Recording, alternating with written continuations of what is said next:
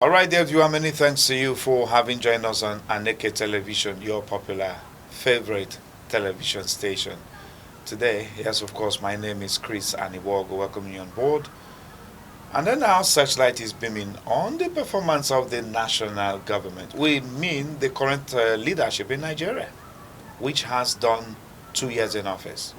Of course, May 29th, 2025 has marked the 2 years in office of the current leadership in Nigeria, led by our President Bola Ahmed Tinubu.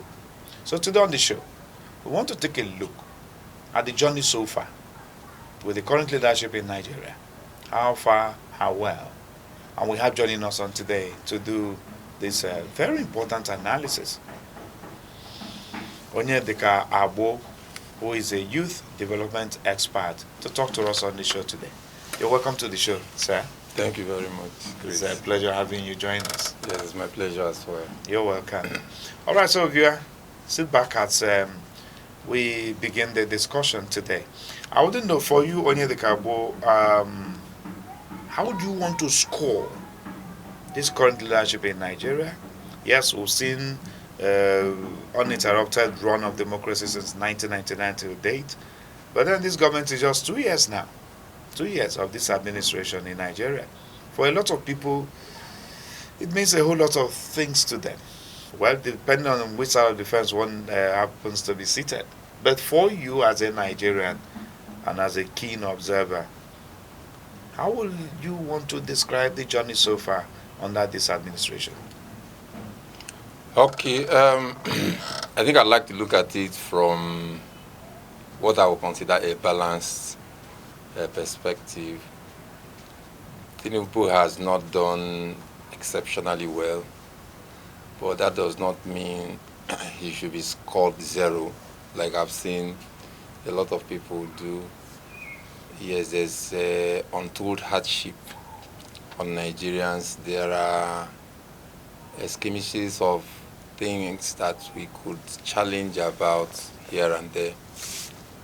But I'd like to first of all acknowledge that there are things that he took personal that align to the governance ethics of the things I believe in, not also giving a blind eyes to the places where I would consider the administration hasn't done well. I'd like to look at that controversial removal of fuel subsidy. I'd like to also look at the tax regime of the administration and his extra efforts in granting autonomy that was already signed into law by the previous president, granting it to the local governments, of which Enugu State is beneficial to. Sometime after February or in February, the president stopped the allocations that comes from federal to local governments. He said, let each local government open their own account. It doesn't matter whether you want to throw jamboli with the money, but the money should go into the account of the local government. Then you can, in turn, decide to do whatever you want to do it with the state. You also would have seen that there's no previous administration in the state that has received the amount of support that the current administration is giving to states, irrespective of the party the governor belongs to. You know, I like to look at it from this angle originally because I live around the people. I see what the argument has always been. In fact, when somebody heard me say the president hasn't done that badly, the first question will be, because skit makers, content creators, clout chasers, everybody's talking about how bad it has been, how bad it has been. But in its own fairness, I will acknowledge that there are places where the administration has not lived up to both the constitutional mandate and the expectation of Nigerians.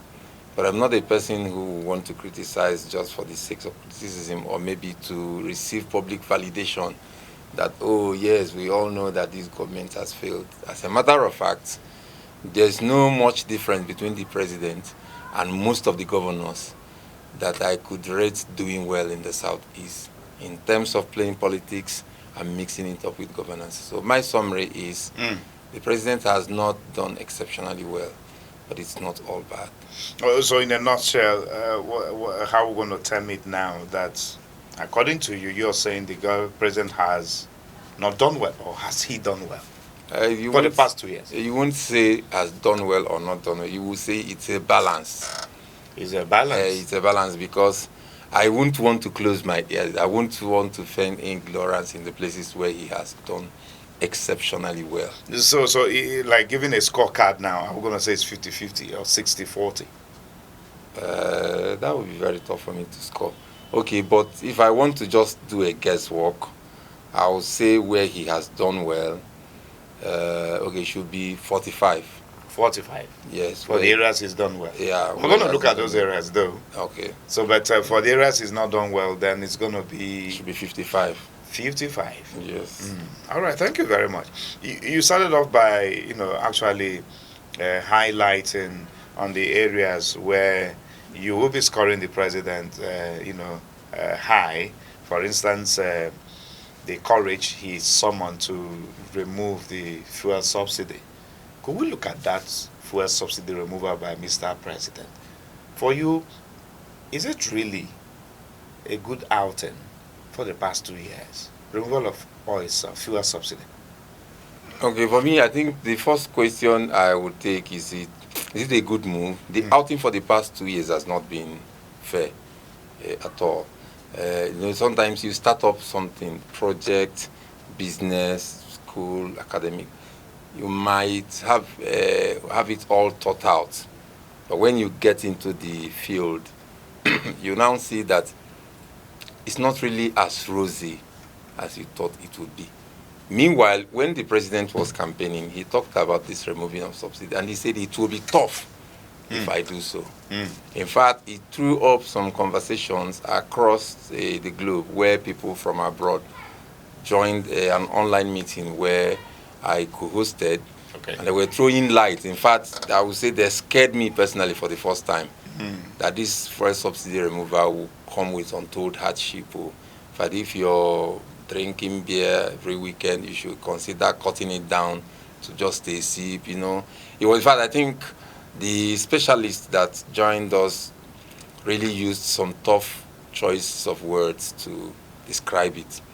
Then he went ahead to say, but even if the president would want to continue it, he will need to do a total review because the outgoing administration didn't make any other provision. There was no way you could fund it for the next 6 months. Now, I also feel it was very wrong for him to what's the word now, to brag about shouting its subsidy is gone. It's something he should have taken so much caution in pronouncing, because he has been there for so long. I can't remember any person who has played more politics in Nigeria than himself, including Obasanjo, because he has been governor, he has been senator, he has been leader of a national party, even though he's not the president. But that recognition, I can't remember any other person getting it. From 1999, what we usually get is the president is the national leader of the ruling party. But this is a man who is not the president, but will keep receiving that. So I believe he must have known that once you make that pronouncement, that filling stations are going to lock up, and then, so that didn't also come out well. So for you, that immediate announcement of fuel subsidy gone, do you think it's a deliberate attempt of Mr. President to actually throw the people of Nigeria into hardship? It cannot be. And that's even good you ask this, because for your audience, a lot of people would come up with that concept of wickedness, evil, trying to punish the people. No, there's no leader that actually would do that. Even the worst of the leaders. When you see actions of leaders at that level turn out the way the subsidy removal has turned out, what it means is that, one, is either they've not carefully considered the outcome of their actions, maybe not having engaged experts to detail them, or being overconfident, which has happened in so many things that this current president is doing, because he feels he knows it all. He's an expert when it comes to playing politics, so he would overconfidently do things, and then the outcome will now be. He believed that there were some things that he was mapping out as measures to cushion it, CNG buses, tax relaxation, and a lot of other things. But there are no technicalities put on ground. There were no preparation. It's just like announcing that the rain starts now. When you didn't warm the people, most of them have not even got roof over their heads. Some of them have not removed what they kept in the fire. Once you announce it, you should know that the rain will start falling immediately. Now, it might not be physically falling, but in the minds of especially the oil marketers, they already said if this man is going to continue, because what he should have done, Chris, is to say, even though the past administration has stopped the budgeting especially for subsidy, in the budget. What we will do now is to find a way around it. We live in a very high toxic emotional society. By the time he does that, he takes time to say, can we really do anything? Knowing that these gladiators in the oil sector, that most of them are mafians, they would rather kill a dozen persons than allow you take away this spoon in their mouth. So, having considered all that, he will play politics around it and then begin to prepare the people. One of the places I would fault this administration is not being demonstrative in their communication, because I do not think that the president will be intentional to inflict pain. I believe he means well, but the communication is actually not going in concordance with that supposedly meaning well for the people. Well, we're going to pause you here, but that's not the end of the conversation, because it's actually getting more interesting, as a matter of fact. I want to go on this quick break, but when we return there, viewer, we'll be delving into more critical areas of our discussion with Onyedika Agbo, who is a youth development expert, talking to us on the show today on Aneke TV. Keep watching. Don't go away.